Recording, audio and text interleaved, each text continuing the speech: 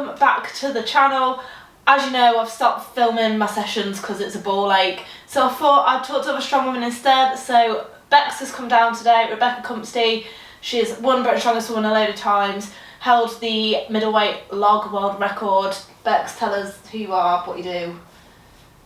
Stuff. I know, I've just told them, I'd beat you to it, but tell them about your experience in the sport and what you're doing now, etc.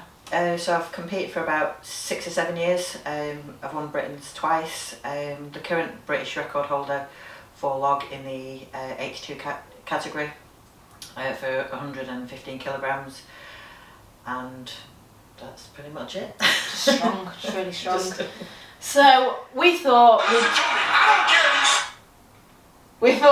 we'd do a video today just answering questions that people had about strong women, because the big men get all the time on YouTube and us women, we're kind of left to the side, but not anymore. So we asked you what your questions were and we've had some answers. So we'll start with some easy ones. So the first one was, will you ladies come to New Zealand for a comp or holiday? I mean, I've always fancied going to New Zealand. I want to go climbing in the hills and shit and stuff. I won't swear. But is there competitions in New Zealand?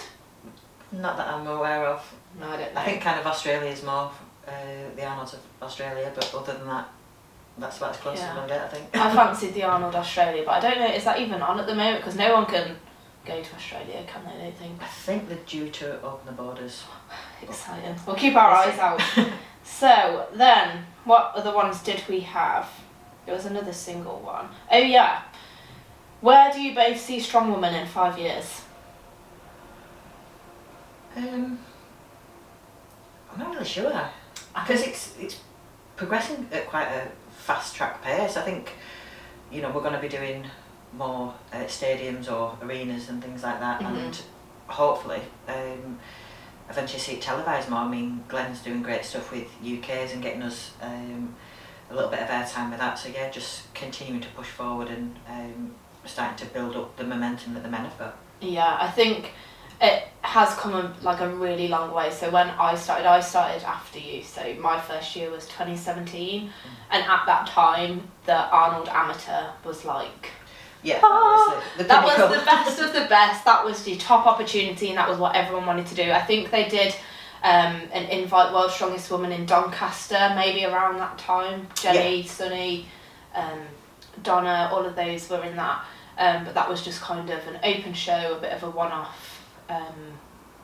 That was, I think it's the first one in a while, yeah. And it was just on its own kind of thing. Whereas now, if you look at the last year, we've had the UK's Strongest Woman, yeah. WUS, OSG is growing. We've now got the Arnold Pro in the women's, Giants Live, and now bringing women in with the teams, which is going to be epic. Yeah. I know the names I want to see there, but that's the thing. It builds that excitement, and it lets people know that there is a women's side to the sport. So when we were at OSG last year, Loz was commentating, and there were so many comments on his video like, oh, I didn't even know there was a women's side to this sport. So I think now that people are aware of it, especially with a platform like Giants, people will see how entertaining we are, and it's just gonna explode. Yeah, I definitely think the momentum's building. It's building a lot faster than it has in previous years. Clash as well. Yeah, Clash. The Clash series looks like it's going to be absolutely epic. So yeah, it'll be exciting to see. And they're all, each weight category is getting their own competition stage. So yeah. That'll be really interesting. I expect in 5 years for us to be maybe near the guys. Hopefully a bit more prize money, so women, I think there'll be a few women that do this as their job and that'll be their profession. Yeah. Which is cool. If it progresses anything like it has the last 1 year in the next 5, it's going to be pretty exciting. Sick. Definitely. Right, next one. Let's go to a lifting one. Any tips for the 15-inch deadlift? We've already discussed this. Yeah. Back. Get a strong upper back. Yeah. Build your back. And we were saying stuff like, on a deadlift from the floor, there's a lot more opportunity to use your legs, and obviously you're going to use your legs, you're going to want your hamstrings engaged and stuff on a 15-inch, but it's spinal and it's pretty spinal. And if you're a more experienced lifter as well, you might play around with some deliberate thoracic rounding. And if your back is weak, you won't be able to hold that, and then you're going to look like a, don't know, what are they called? Like a fishing rod. And you don't want that, you don't want to break your back. So building a strong ass upper back. What are your like favourite upper back exercises that you could do? Pressure. I'm just trying to think now. I've gone blank. Rows?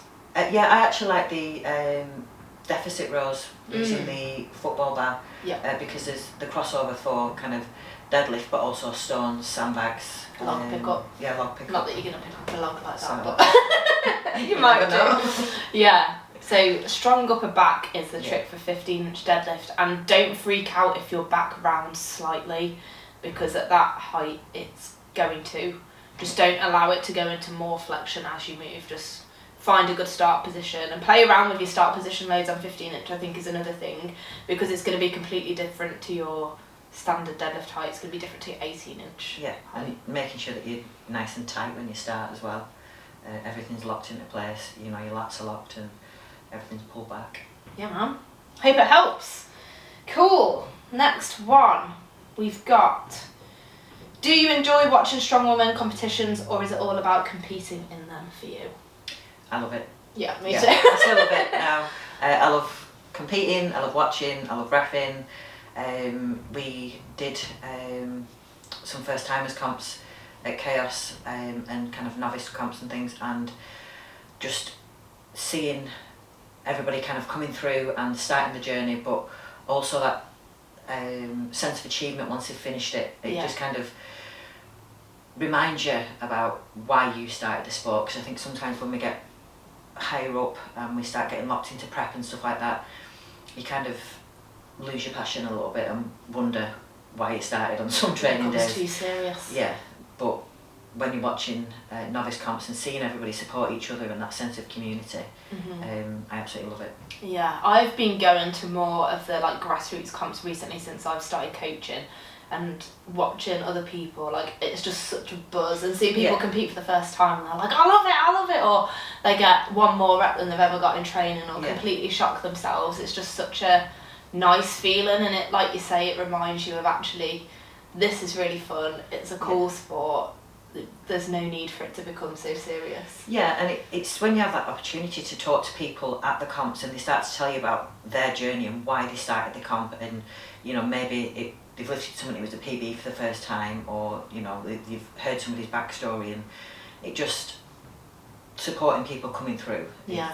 For me, it's what it's all about. So that's cool, and it's just cool to see people move shit. And yeah. when you see someone that's got so much potential, it's dead exciting to follow them from that first competition and see them progress to sometimes world stages. That's definitely.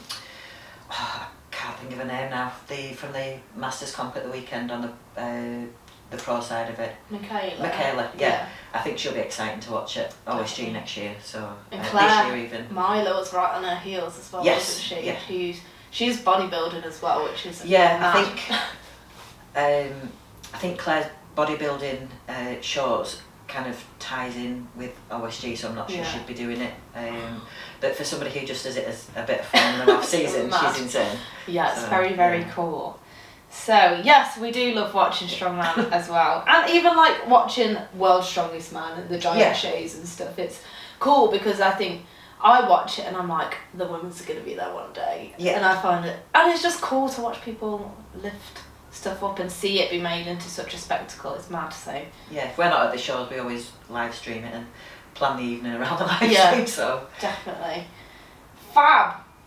This one's a funny one. How do your other halves deal with living in your shadows? That was actually Ryan's Insta handle at one point, in the shadows. I mean, it's hard for us being so great. Yeah, we just can't keep up. The thing is, like, Ryan and Matt are both incredibly strong. Yeah. But I know Matt sometimes, like, used to get annoyed because people would be like, oh, you're Chloe's boyfriend, rather than like, Ryan said that. You're Matt. So Matt did ask that question, so don't think we're being nasty. He's expecting this to come up. But yeah, it was just funny. But I think it's quite cool that people see the female side of the couple Yeah. as like the strong one, because that would have never happened like years and years and years ago. Yeah, and I think as well, from the female side, because it's starting to get built up and stuff, although there's a lot of competition, there's not as much competition as if, you know, to kind of be at that level on the men's side. Personally, I feel it's a lot more difficult to achieve, but it's also good to have them to kind of support you and not see it as something against them, as like a negative thing.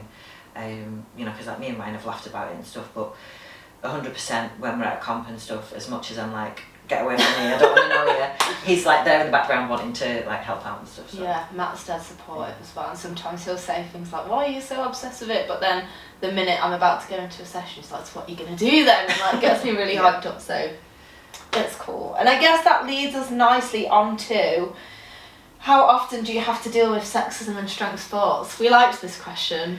Yeah, I think it's really different for everybody, because for me personally, I haven't really had to deal with it a lot.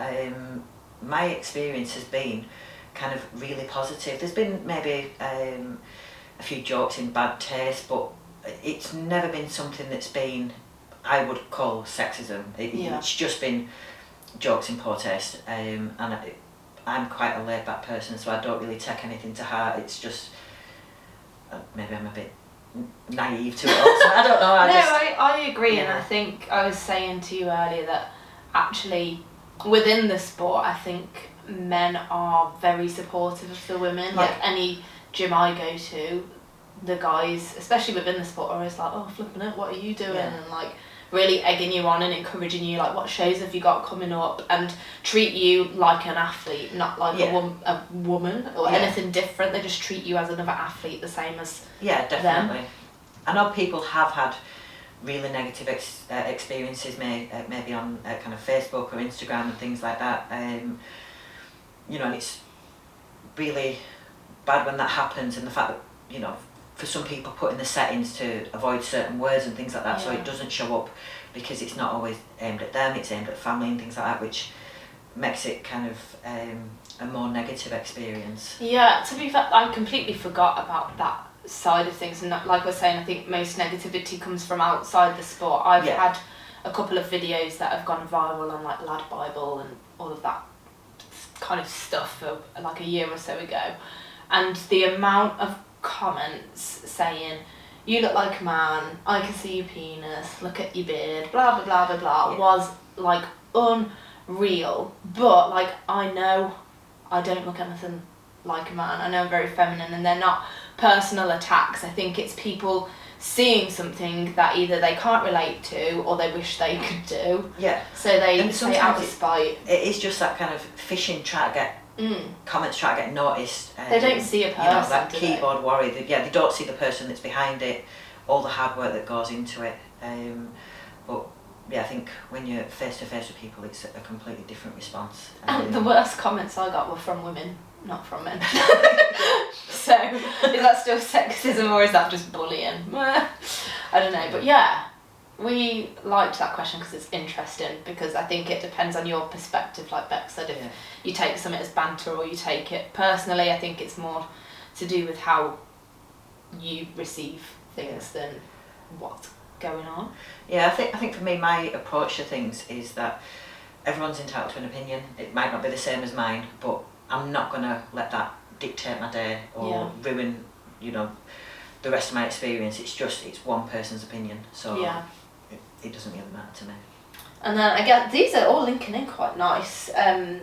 Was because I know we've just said how good the strongmen are in terms of supporting the women. So this question says, is the camaraderie the same in strong woman as strong man? It's one of the best parts of the male sport. I would say yes. I'm gonna though. Generally, and generally yes, and I think in the UK very much so. I think we're all very close knit. We're all very supportive of each other. There's been beef going on within Strong Woman over in the States. I don't really feel in a position to comment on it, but I think generally, as a rule, Strong Woman, particularly at grassroots, Yeah. And even at national level is so supportive. Like, you'll see videos of us at big competitions, like even at OSG, you see videos of people finishing a medley or deadlift or whatever, and then going back and screaming at the next girl to finish. Like, yeah, I think it just depends, because for me, when I'm in kind of comp mode, it's like I've just got this resting bitch face and I look so unapproachable. But after the comp, I'm kind of chatty. I'll chat to anybody at any point. You know, I'm more than happy to help people out if they're struggling in the gym and things like that. But I think if you look at it on maybe comp day, you'll get a different perspective of somebody, because, you know, yeah, it's not our job, but we're there to do a job. We're there to perform to the best of our ability, and sometimes that means kind of shutting out all the noise and just focusing on what you're going to do. Yeah. You can still be polite, you know, you can still interact with people, but some people just kind of shut off completely, do the job and then talk afterwards. I kind of sit in the middle, depending. I guess that's an interesting point to pick up on, though. It's not a question that's being asked, but like on comp day, because I think you and I have very different approaches on comp day. So like you were saying, you're quite shut off, you focus on the task at hand and don't really pay much attention to what's going on. Yeah, I tell my kids that I'm not their mum on comp day. I am not your mum. Yeah, I think I think a lot of people that are just starting out, I've heard recently, and they're like, I need to find that place, I need to go to that dark place, and I need to find that anger, but you don't. Like, if you watch me on comp day, I'm a nightmare. Like, yes, like in the minute to 2 minutes before an event, I'm like, and no one's coming in my grill, but the rest of the time I run around like an excited puppy, like annoying Bex, who's there like, and I'm like, Bex. Yeah, but it's everyone's so different. Yeah, I wouldn't say I'm an angry lifter. I can't. You get some people kind of go up and they'll rattle the bar and you know, growl and all that kind of stuff, and that's fine. That's them, and you know, you do you kind of thing. I just literally zone out. Yeah. Like people say, what do you think about when you're lifting? I'm like, nothing. There's no dark place. No, he's just like mist in the back of my head. That's all I'm seeing. But yeah, I just do it. I'm not angry, I'm not excitable, I just focus, and that's what I try and do. Yeah. So it's different for everybody, everyone's got their thing that they like to do. That's it, and I think don't feel pressure to do what other people do, because if you think, oh, I need to get angry because that's what people do, like, you don't. If you're not an angry person, find whatever your zen is, find your focus. Even if you don't focus, if you just run up to the bar really excited, and that's how you do, that's how you do. Because we all have like little rituals and stuff when we get to the bar, don't we? I mean, I know when I'm picking up the log, I kind of do a little hip thrust to make sure that the glutes are firing. When I'm about to deadlift, I do this weird nod, and I was watching my videos back and I'm like, yeah, I was looking so special when I'm deadlifting. I'm either like dead focus, like, or I'm like, I don't know why I do it, and sometimes it pays off, and other times it's not a good idea. Yeah, remember, was it for the qualifying total for OSG, or when we was down at Rhinos? Yeah. And you kind of went into, right, I'm going to lift angry, and it didn't go, and then you kind of went out, had 5 minutes, compose yourself, focus, and then it was just like a knife through butter. And then 200 flew up the next week. Yeah. I just went in, and she was like, I'm lifting 200 today, and just did it, and cause that's what works for me, so yeah, true that. Right, we've got 2 more. I like this one. If you was to be a superhero, what powers and name would you both have? Oh God. Do you know what my power would be? To make weight while I'm eating all the food I want in the world. Yes. Eat like an arsehole and make weight. Yeah, to not have to diet. That would be my superpower. Yeah. What would the name be for that? I don't know. I think I've adopted Bren. I think that's it. Like when I was signing that SBD shirt, I felt a bit overwhelmed. You got like Big C, Mark Felix, all the big dogs, and I just write Bren with a little barbell underneath. I think that's my superhero name. I'm gonna have to stick with what I know. Mine's just my name, Bex. We're really not good at this. What would your power be? I think it'd be the same. It'd be able to just eat what I want at the same weight, because like, and it would help for my deadlift suit as well. Because at the beginning of prep, I was like, couldn't get it on, and then at the end of prep, it was just like, it was too big. I was like, oh. Yeah, or if it was an actual power. I don't think we can do be the strongest ever because I think that's too obvious. Speed. Yeah, speed's a good one. I do not have any kind of speed. It's like slow and slow. That's where I'm at. Yeah, well, I think I was gonna say invisibility, but then people think I'm sneaky. But I love like GPs behind doors and like fly on the wall documentaries. So if I could just walk into different places, like physio rooms, like the stuff that goes on in there, like people's faces and like the pain they're in, I just think it'd be really interesting. So maybe on people. Yeah, I don't have to video them, just watch. This sounds creepy. Yeah, this one's getting a bit weird. So the last one, I'm gonna make sure this is still recording quickly. Yeah, it is. Well done, us. So the last one is thoughts on the lineup for Arnolds Ohio, goals for that comp. Let's see podium. Don't put the pressure on.